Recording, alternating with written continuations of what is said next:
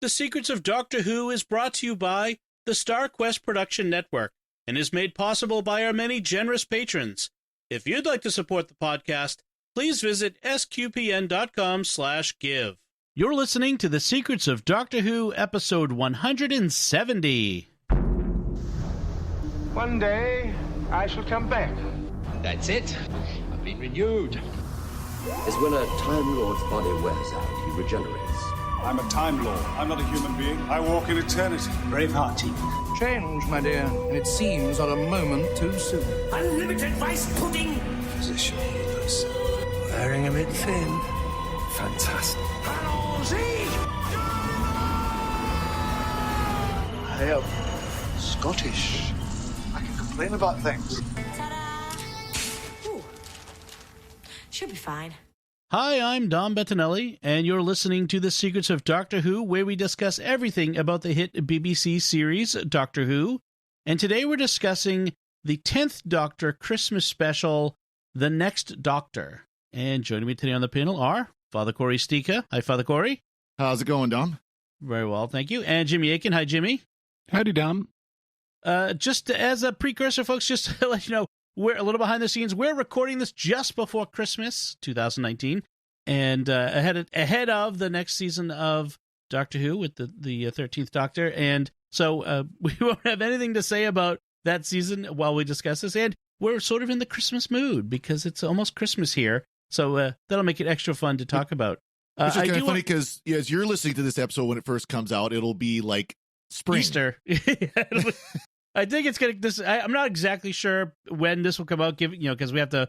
They haven't given us the whole season calendar for the Doctor, but this will be sometime around Easter. So that's funny. That's kind of fun. So time traveling. It's with the Doctor. So I do want to remind you folks to remember to like the Secrets of Doctor Who on Facebook, where it's facebook.com/Secrets of Doctor Who, and if you can retweet the episodes on Twitter, where we're at SQPN, and we'd just love for you to engage with us on social media like that. All right, so this is the 10th Doctor's last Christmas special. It aired in 2008, and it features David Tennant and as the Doctor, and then as the next Doctor, it features the guest star David Morrissey. I just thought I'd mention that. And actually, the end of time is kind of a Christmas thing too. Oh, yes, that's right. I'm sorry. New Year. You're it was right. Christmas and New Year. Yes. It was a whole year later that the end of time. So this is in that interim period known as the 10th Doctor specials. And just to kind of point out the final episode of the fourth season, which was Journey's End, was in July of 2008, and then it was 6 months before this episode, and then between this and the regeneration episodes, a year takes place. A year passes with two more specials that we've got to do. We've already talked about the end of time, the Doctor's regeneration, so you can go back and check those out. But so it's this weird interim period that that we're stuck in 2008, 2009 with the Doctor. And people knew at the time, right? And you can tell me if I'm off on this, that that the 10th Doctor's time was ending. David Tennant's time was ending, right? Yeah, they announced it, and people knew it for this. I believe this was actually filmed before the announcement was made, but it was shown after the announcement was made. Right. And that was part of the hype for this, is like, could this really be the next Doctor? Yeah. And they also... they used the specials year as kind of a farewell to David Tennant's time, because he'd been really popular, and Russell T Davies was leaving the show and David Tennant was leaving the show, and rather than just leave, they decided to do this year of specials instead of a full season. Right. Also gave them a chance to kind of retool as they're getting ready for Moffat and Matt Smith to come in. Right, that they could pick up right after. Without having to have, a year or two or whatever to, because so much changed in the interim. They changed the sets and the Doctor, and a lot changed between the Russell T Davies and the Stephen Moffat eras.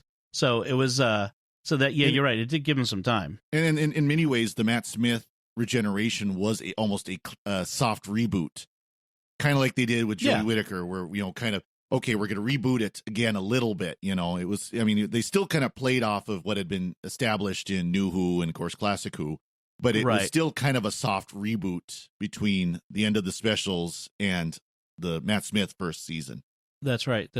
So there were 5 specials after the end of season 4. So the Next Doctor, Planet of the Dead, The Water of Mars, and then the 2-part regeneration episodes. And so this has also marked the 4th Christmas special since the show's revival, all 4 of which, by the way, featured David Tennant, which is interesting. Christopher Eccleston was done before the first Christmas special.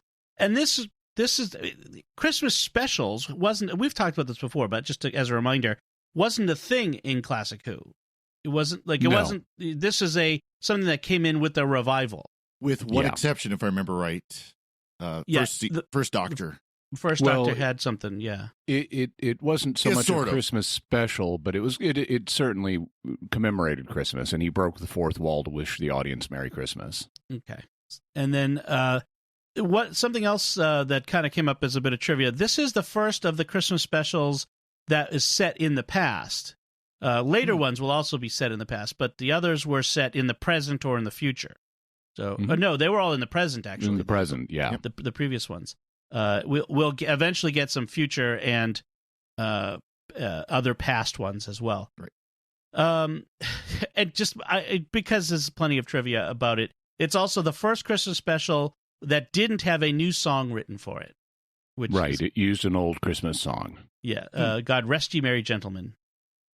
So let's talk about the episode itself. I think the idea of this episode is awesome. I think the idea of the Doctor meeting someone who he believes to be his future self is really good, and I think it would have been even better if it was. I agree. They progressively take the edge off something that starts out really awesome. Mm-hmm. Well, it sort of plays on the previous times when you've had the Doctor's encounter himself, the 2 Doctors, and was it the 3 Doctors? The 5 Doctors? The 3 Doctors, the 5 Doctors, and the 2 Doctors. And so I think they're probably kind of playing on fan expectations that maybe this is another one of those sorts of things, but just slightly different, looking at a future incarnation.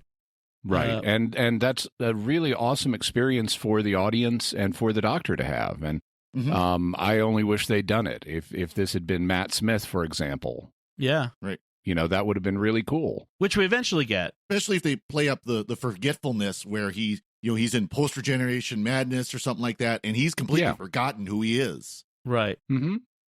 That would have been fun. And as Dom said, we eventually do get that with David Tennant meeting Matt Smith, because that happens in The Day of the Doctor. Right. But that's not this episode. Yeah. I like the actor that they've picked to be the next Doctor. He does a really good job of conveying doctorness. I could watch this guy for a season. Oh yeah. It's enjoyable. I like how the episode starts, because the previous thing was a downer where he said goodbye to Donna after, doing a reboot of her hard drive. Right. And so he steps out of the TARDIS on this in the year 1851 in the middle of a Christmas market. And it's lightly snowing and people are singing and everyone's doing holiday stuff. And it's a really bright, nice, happy, joyful opening to this. And we should point out, too, it's actually snow, not ash from a ship burning up in the atmosphere or volcanic ash it's very Dickensian, Victorian, a Christmas Carol, right down to where he says to the child, "You boy, what day is it?" I mean, it's out of A Christmas Carol, which is a lot of fun. And then he has to ask the year, which again is right out of A Christmas Carol. And the boy's, "Oh, are you daft?" Yeah. So I like that. That little bit of actually calls him a bit what is he, you thick or something is what it is. Yeah. So that was a lot of fun. And then the Doctor hears a woman calling for the Doctor. Yeah. First he says, 1851, a bit dull. Nice year, but a bit dull. So he's sort of sets that expectation, then breaks it with the immediately. Yeah, something happens to make it interesting, and he's very excited. Hey, somebody's calling for me. Who could it be? And it is he goes running off, and he encounters this black woman named Rosita who's calling for the doctor, and he's like, "It's me, I'm here," and she's like, "Who are you, doctor?" And someone else comes running up, and he says, he introduces himself and asks for a sonic screwdriver and refers to the TARDIS, and the doctor and says he's a Time Lord. And says he's a Time Lord. Now, from now on, I'm going to refer to him as Doctor and the Next Doctor, so we don't get confused here. Okay, until the revelation. Reveal. Yeah, but so the Doctor is quite excited by this prospect that he's meeting himself in the future after that initial confusion.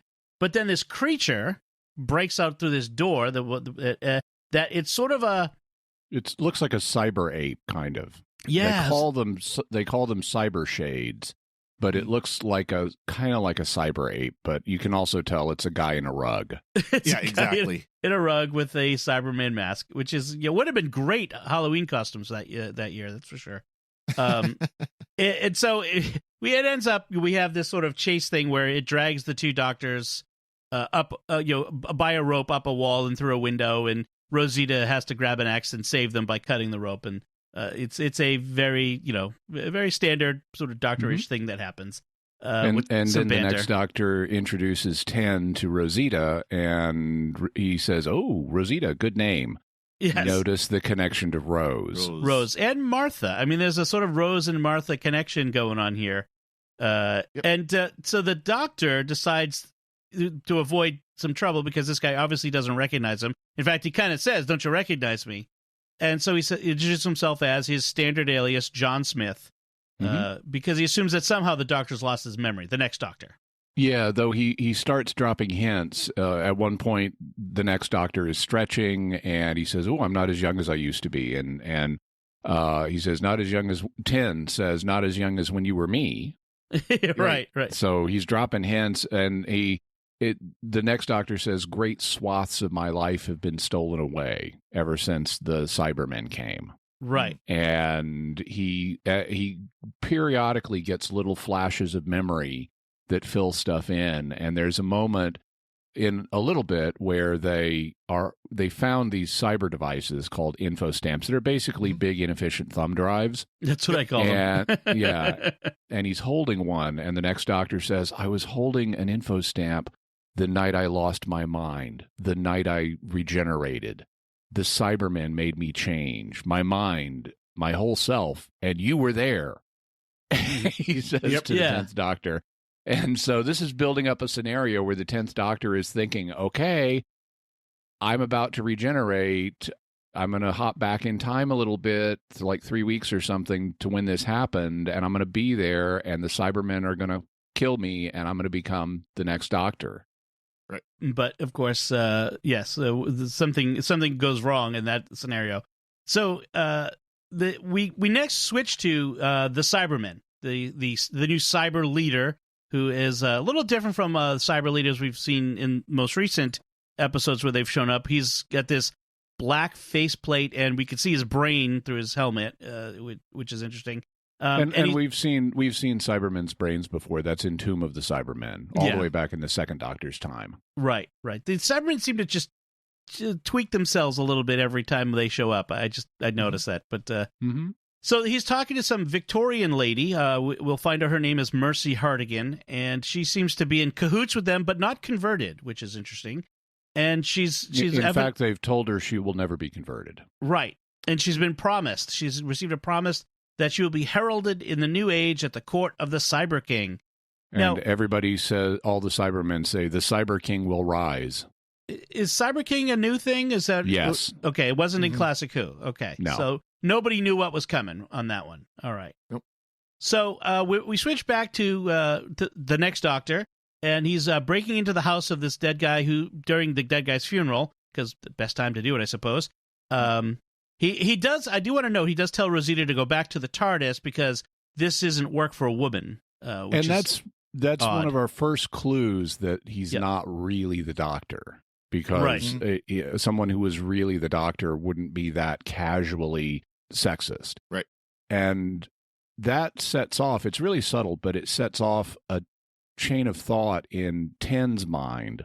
Yes. Where he thinks, back when I had used chameleon arch to become a human being, I absorbed human attitudes like that until we opened the fob watch and I got my memories back. Right. Maybe this guy's wearing a fob watch.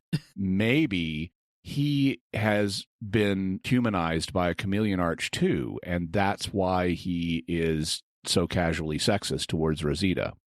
Yeah, but when they pop open the watch, the spring pops out. Yeah. And it turns out, no, that's not it. Nope. The red herring. The next clue that we get that he really isn't the Doctor is he talks about his sonic screwdriver, and he holds up just a plain old screwdriver. Yeah. And the Doctor says, how's it sonic?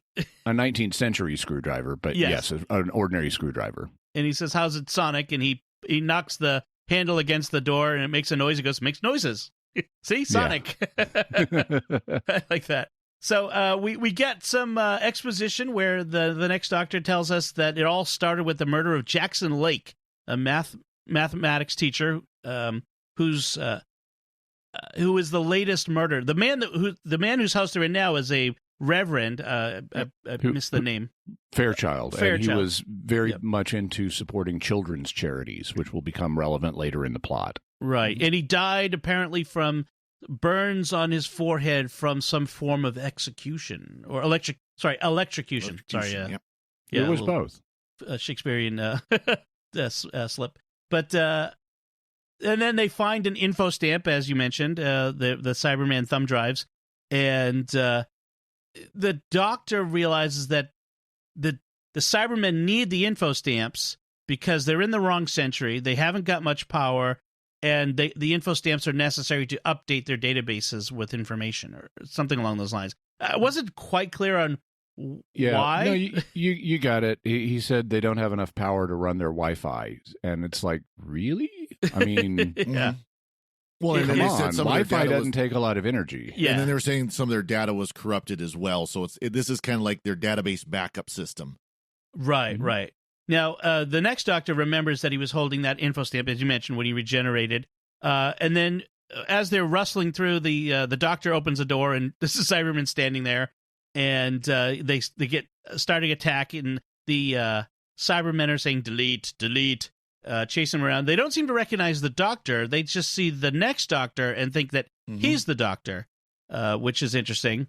The next Doctor remembers at one point that he'd previously opened an info stamp and pointed it at the Cybermen, making their heads explode, which he does in this case. Yep. And the Doctor says only the Doctor would know how to do that. So now he's kind of switching back. If he had any doubts before, now he's moving back to thinking maybe it really is me. Well, then, of course, before it opens it, you got that ridiculous scene where the Doctor is trying to fight off Cybermen with a sword. With a cutlass. Yes. Yeah. It's just like, that ain't going to work. Okay, so now here's where there's a real plot hole, or maybe just it's a very subtle movement of the plot, which is he gets out his stethoscope and puts it on the chest of the next Doctor and doesn't say anything. Right. But you hear the single heartbeat. Yeah. This is the moment where the Doctor realizes this guy's just a human being who thinks he's me for some reason. But the audience doesn't know that yet. Yeah. But you see the Doctor's behavior change. Because when 10 starts going, is taken back to where the next Doctor lives, he immediately is like rummaging through his stuff on the sly and giving Rosita a shush signal as he does so. And so he's now looking for evidence that the Doctor is not who he thinks he is. And this is where the stethoscope scene occurs at the 16-minute mark. And this is where the episode starts to get a lot less interesting. Because now that the Doctor knows that this man is not his future incarnation, the audience, if you're paying attention, you'll realize that, but it could get by you. We haven't had the full reveal yet. But it's where they start taking the edge off of an otherwise great concept.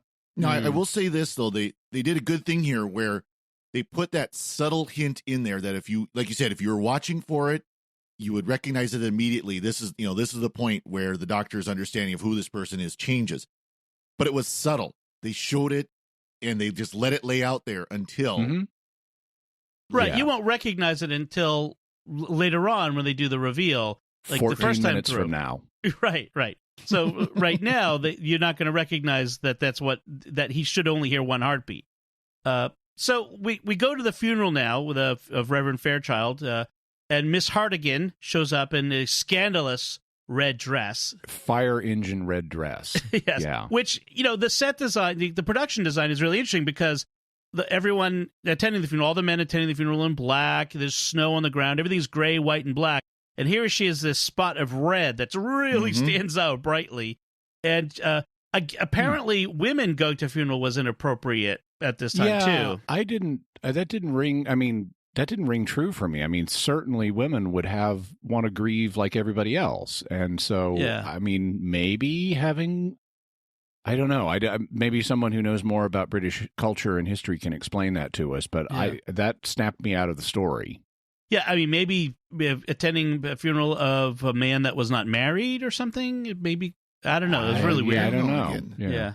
So, interestingly, the color scheme with the black, white, and red. So languages have different numbers of primary color terms, all the way from 2 up to 11 primary color terms. Then you get weird stuff like peridot and chartreuse. But of the primary color terms, there are as many as 11, which English has. But when there are only, and what's interesting, one of the interesting things about this is when as the number of color terms go up, the colors appear in basically the same order. So if you have only 2 color terms, it's always black and white. And when there's a third color term, it's always red.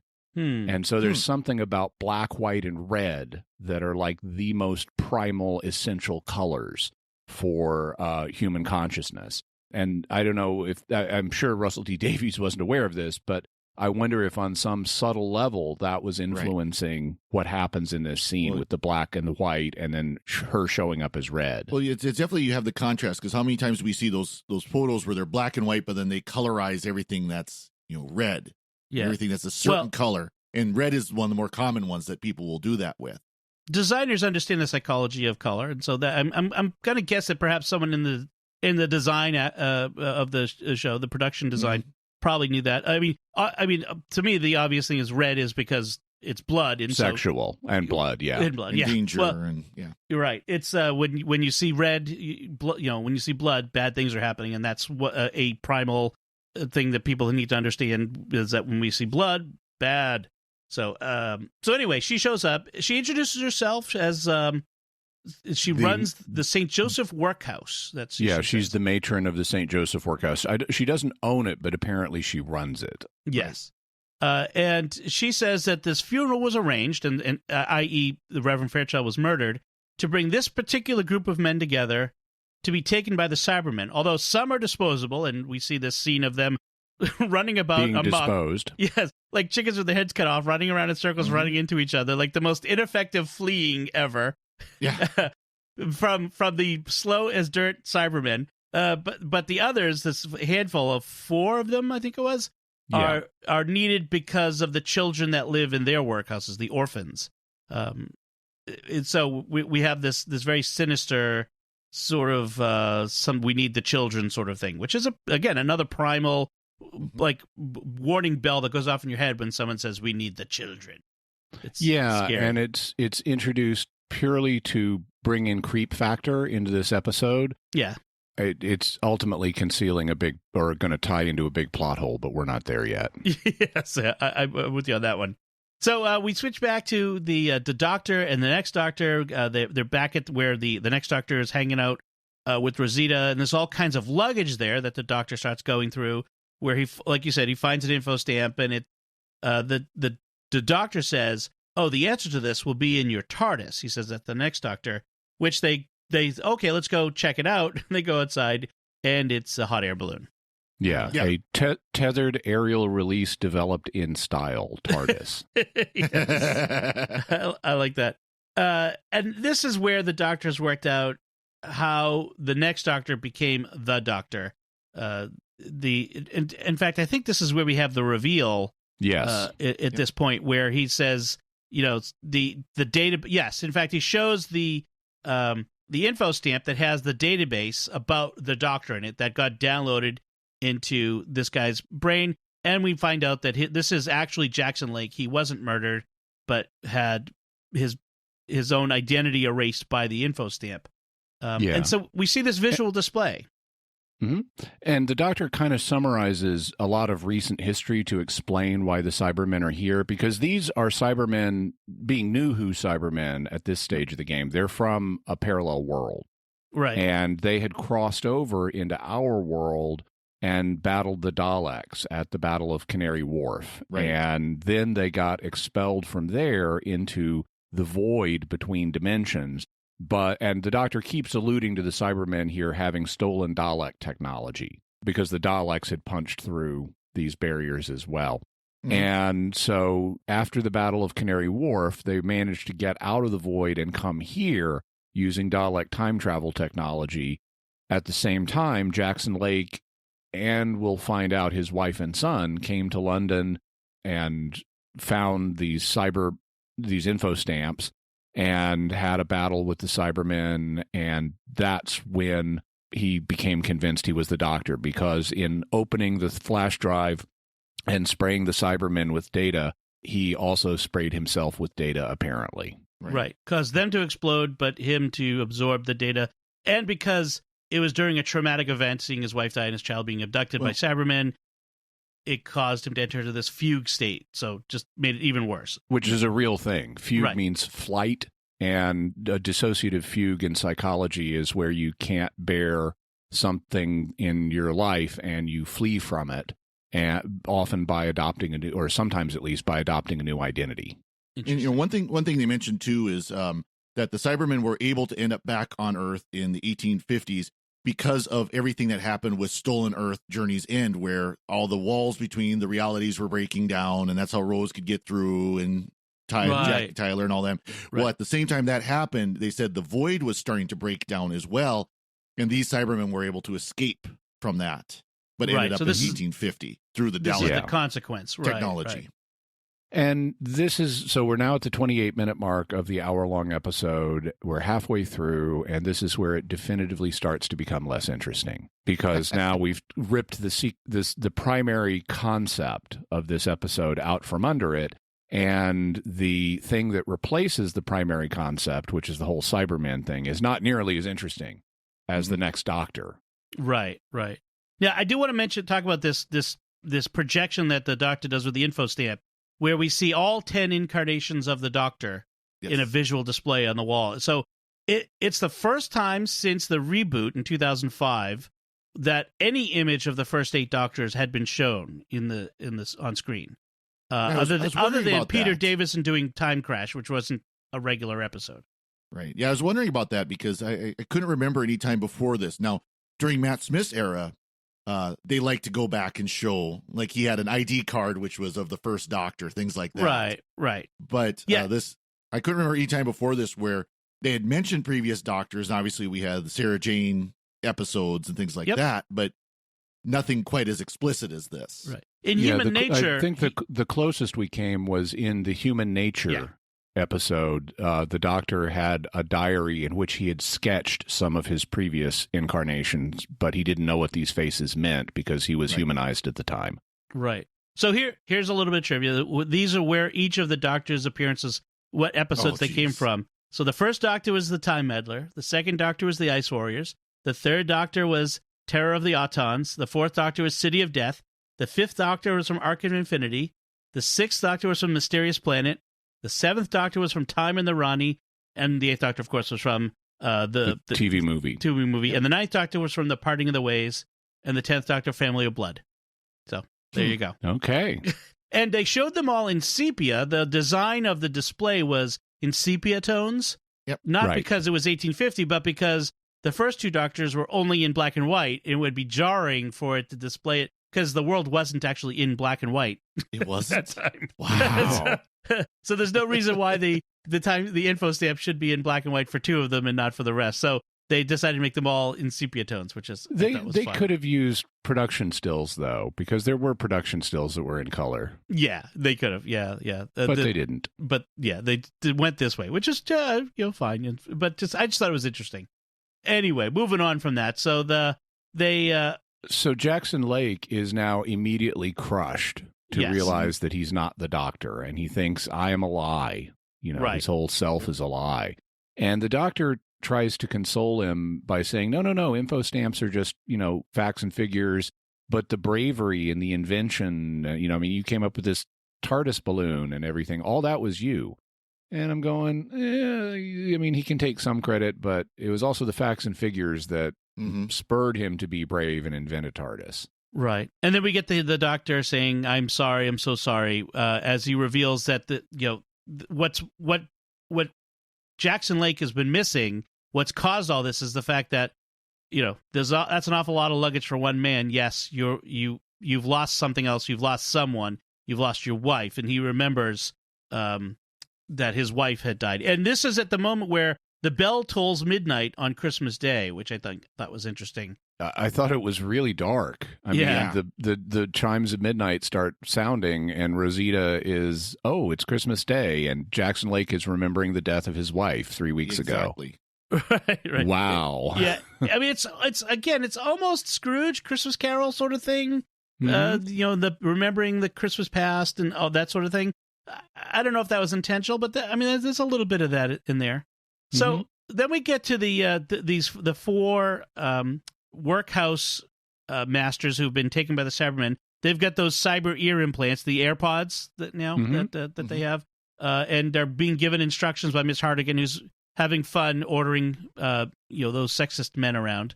Now, of course, nobody in 1850 England is going to think it's strange that these guys have giant earbuds over their ears that are glowing. Yeah. No, don't think anything of it. Then and they're herding the children together, and this triggers the Doctor to need to spring into action, and Jackson Lake is so crushed at this moment that he sends Rosita to help the Doctor because he doesn't feel able to. And there's an element of psychological realism to that. On the other hand, I think it diminishes the character of Jackson Lake, that he's not able to suck it up and say, whatever my personal issues are, I need to help the Doctor now. At least at first, but he does eventually come around to that. Eventually, but I think it still, for me, it diminishes the character. He's not as heroic if he doesn't think he's the Doctor. Right.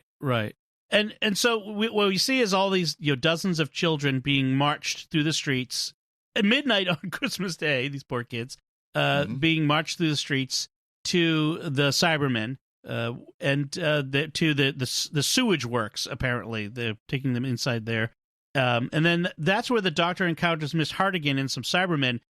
I love this. He goes that they snuck up on the Doctor's. Hey, that's not fair. Were your legs on silent? Which I thought that was a good one.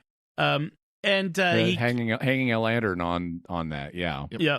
And then at first he misunderstands the presence of Miss Hartigan. He's like, come to me.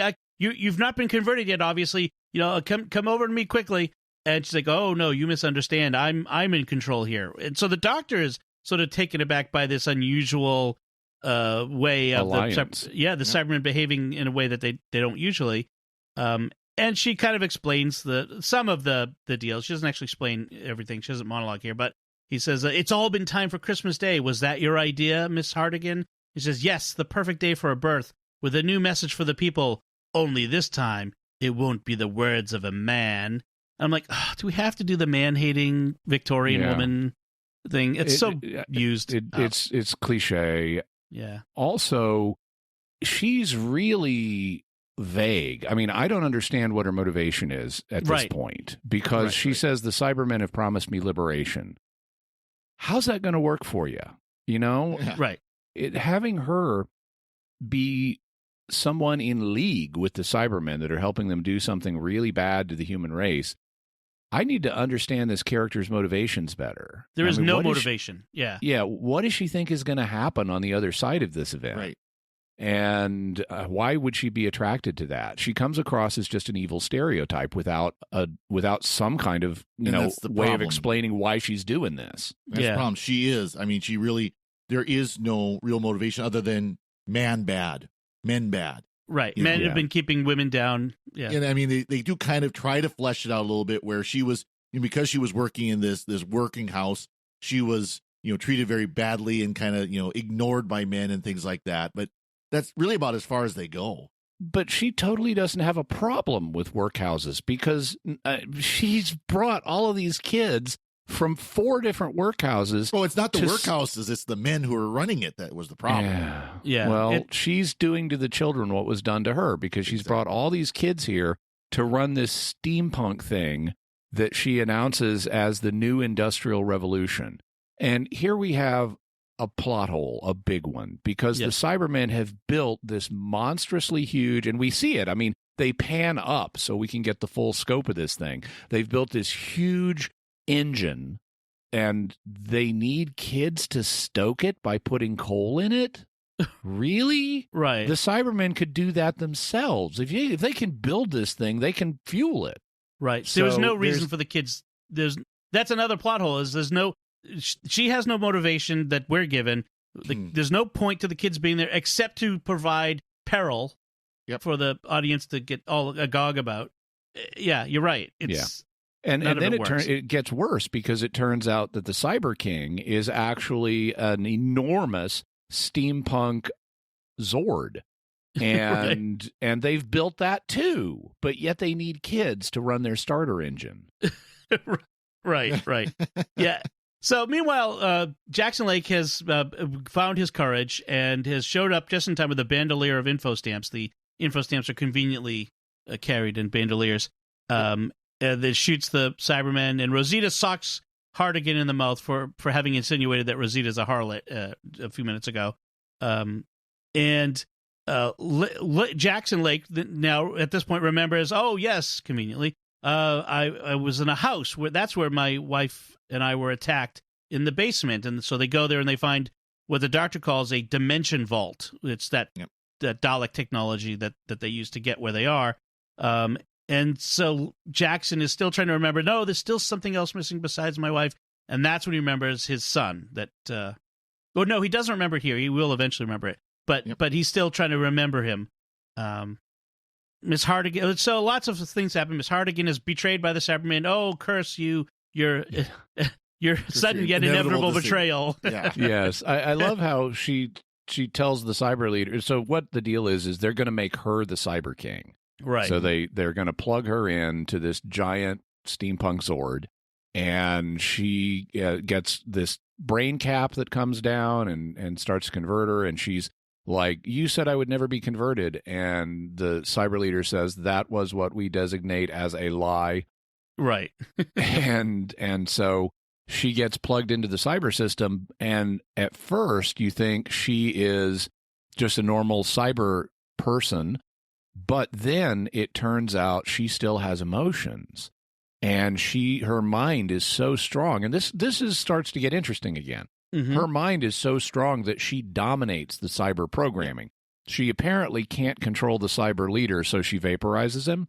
But all of the other Cybermen then fall in line, and she announces there's going to be a new race of Cybermen that will have not only cyber upgrades, but also her passion and fury. Right. And it seems like she talks as if she's going to be the Borg Queen and be running all of them, but they seem to have independent agency.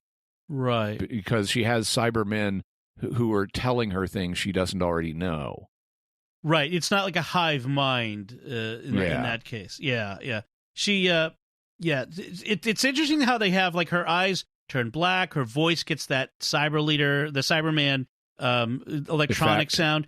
And then it starts to gradually go away as she takes control back from them. So it's very interesting. Now, the Doctor and the others, they rescue the kids. Jackson, because they were going to delete the kids now that they've run the starter engine. The kids are no longer needed. Right. And so, lady, what's your problem here? I mean...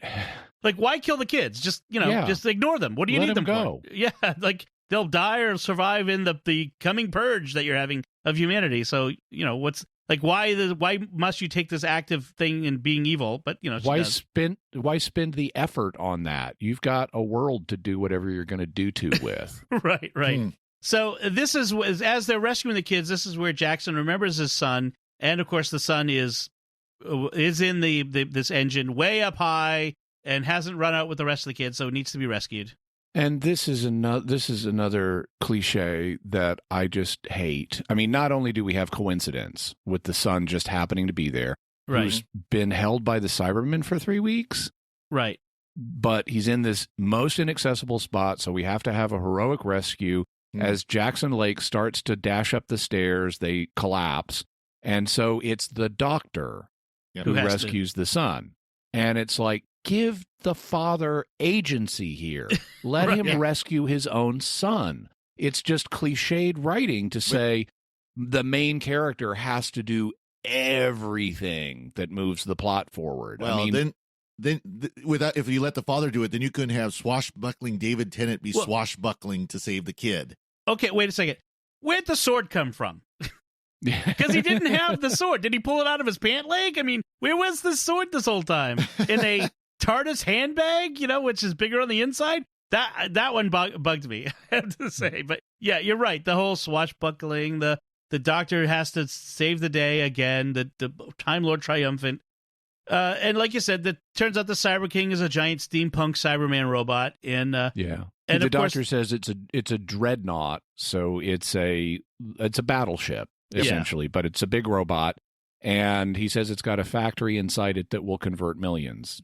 Right. And so the Chekhov's balloon comes into play here, where the doctor gets into Jackson Lake's balloon to fly up and confront Miss Hartigan, and gives her a choice. And like everybody else he's ever given a choice to stop being evil, she rejects it. And so he has to do the bad thing to her. Like, yep. I'm sorry, but like after a while you'd think, why do I bother giving them the choice? They've already decided to be evil.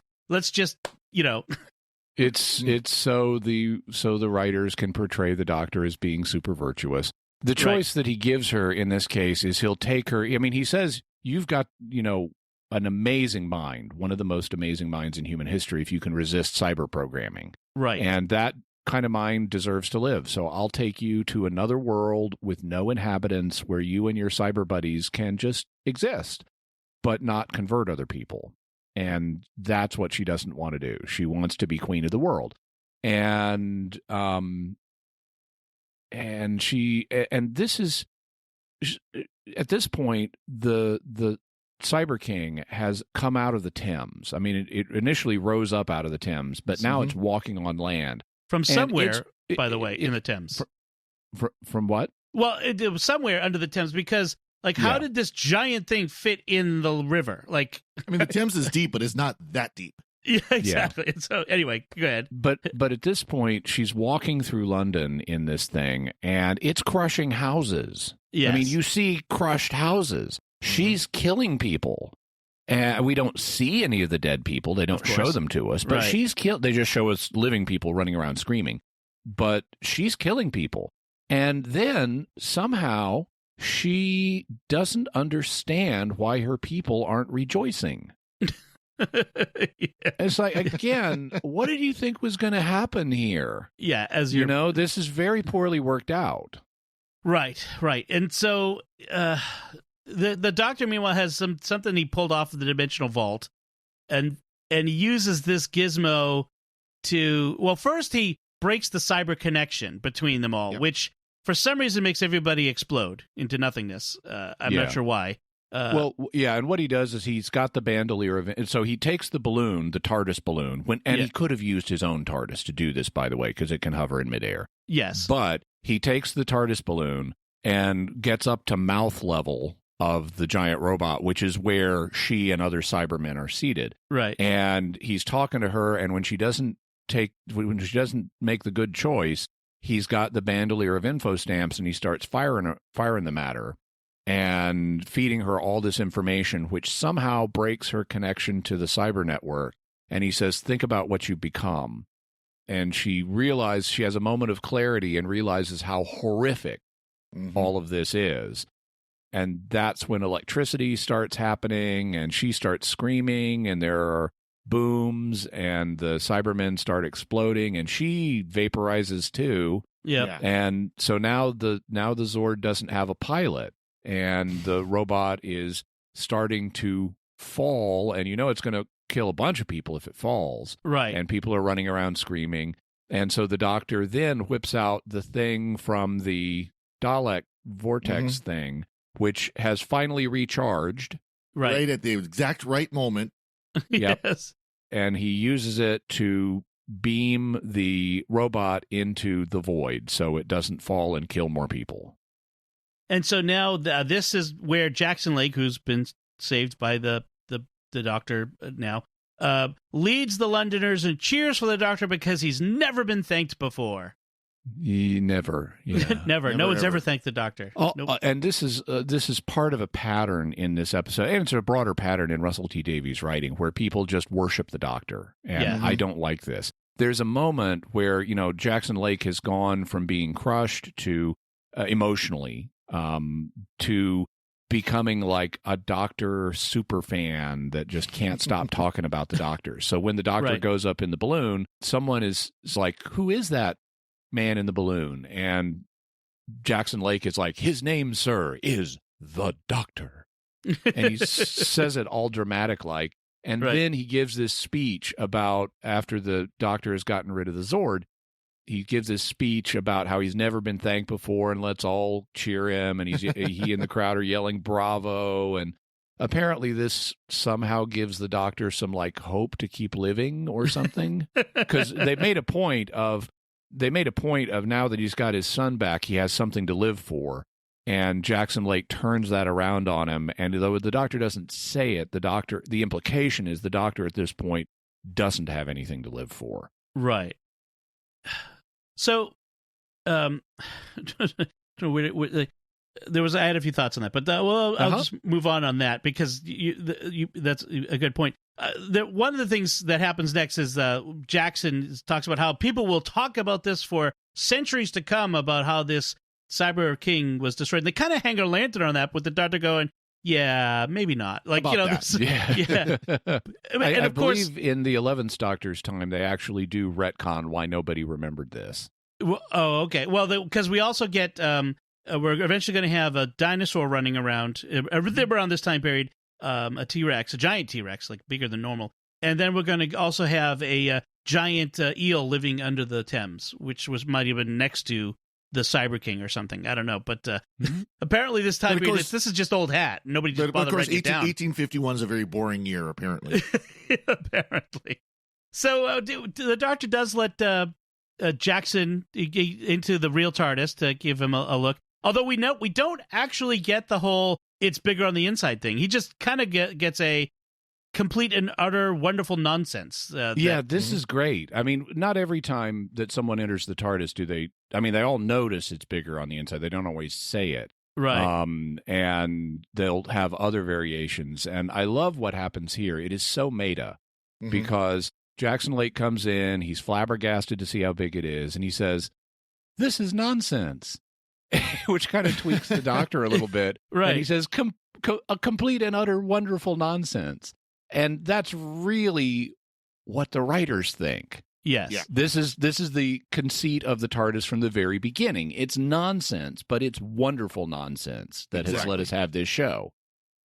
So Jackson invites the Doctor to Christmas dinner with him, and the Doctor demurs at first. And he talks about how he's traveling alone because his companions always leave. Because they should, because they find someone else, or because they forget him. And someone has gone to the effort of categorizing the companions, by the way. So the companions that left because they believed they should included Tegan, Martha, Ian, and Barbara. Companions that found someone else include Susan and Rose, although obviously they wanted to stay with the Doctor, Perry, Leela, and Joe. Companions that have forgotten the Doctor include Jamie, Zoe, and Donna, although Jamie and Zoe only lost their memory of their time traveling with the Doctor and not of their first adventures with him. And the two Doctors implies Jamie might have regained his memories later in life and rejoined the Doctor. So yeah, which he also doesn't mention the fourth category of companions who died, like Katrina and Chameleon and Jean Marsh's character in the Daleks' Master Plan. I'm blanking on her name. Did Adric die too?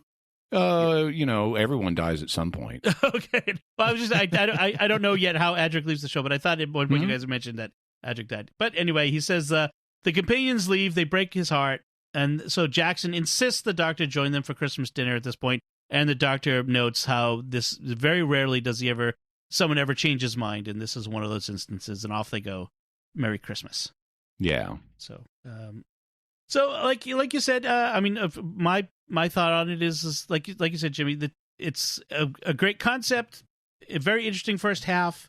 Second half kind of goes a little bit wild and off the rails a bit, and kind of loses me on some of the big plot holes. But what do you guys think? If you have any other notes on this episode, no, Father Cory? Nothing here. Okay. So all right, so we everybody has different feelings about it, but this is one of those. I think for me, it's 50-50. It's about I think it's entertaining, but that's I think it's partly iron and partly clay. There you go. The Cyber King's ankles were made of clay. Yeah. So before we finish up here, we do want to take a moment to thank our patrons who make it possible for us to create Secrets of Doctor Who, including Father Eric, Kathy L., Linda N., Janet M., and Sam E. Their generous donations at sqpn.com/give make it possible for us to continue the Secrets of Doctor Who and all the shows at StarQuest. You can join them by visiting sqpn.com/give. We'd like to thank Victor Lambs, who edits the show for us every week. So that's it from us. Let us know what you thought of The Next Doctor by commenting on the show at sqpn.com/Doctor Who, or the Secrets of Doctor Who Facebook page, or via email to doctorwho@sqpn.com. And we'll be back next time when we'll be discussing that aforementioned The Two Doctors. Until then, Father Cory Sticha, thank you for joining me and sharing the Secrets of Doctor Who. Well, thank you, Don. And Jimmy Akin, thank you as well. Thank you. And if we're doing The Two Doctors next, that makes me hungry. Spoilers. And once again, I'm Dom Bettinelli. Thank you for listening to The Secrets of Doctor Who on StarQuest. And remember, I'm the Doctor. Simply the Doctor. The one, the only, and the best. Right. This is going to be fun.